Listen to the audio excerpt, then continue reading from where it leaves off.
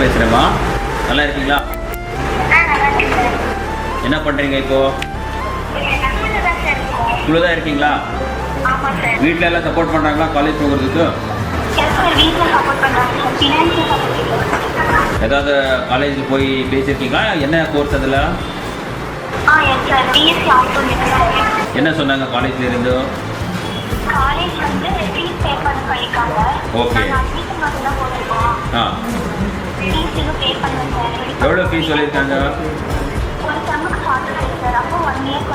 90,000. Okay. என்ன பண்ணுறாங்க உங்கள் ஃபாதர்? என்ன பண்ணுறாங்கம்மா? ஓகே. அந்த காலேஜோட நம்ம பேசிட்டு உங்களுக்கு என்ன சப்போர்ட் வேணும் பண்ணி கொடுக்குறோம். சரியா? பட் நீங்கள் காலேஜ் வந்து ஜாயின் பண்ணணும், மிஸ் பண்ணக்கூடாது. நல்லா படிச்சோம் கல்லூரிக்கு போக முடியாத மாணவர்களை மாவட்ட ஆட்சியரே தொலைபேசியில் அழைச்சு பேசினது பலரையும் நிகழ்ச்சியில ஆழ்த்திருக்கு. நம்ம இதை உங்களுக்கு ஏற்பாடு பண்ணி கொடுக்குறோம். Will help you. ஓகேம்மா. நல்லா படிங்க, எங்களால முடிஞ்ச உதவிகளை நாங்க செய்யறோம்னு பள்ளிக்கூடத்துக்கே நேரா போய் ஆய்வு செஞ்சிருக்காங்க.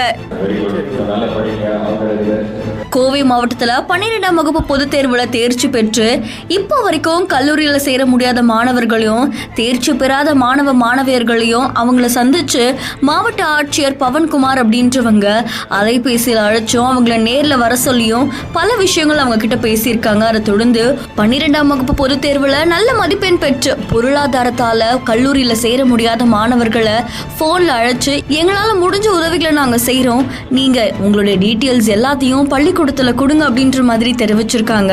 அது மட்டும் இல்லாம பல காரணங்களால உயர்கல்வியை தொடர முடியாத மாணவர்களை நேர்ல சந்திச்சு அவங்களுடைய தேவைகளை பூர்த்தி செய்யறதாகவும் மாவட்ட ஆட்சியர் அவர்கள் தெரிவிச்சிருக்காங்க.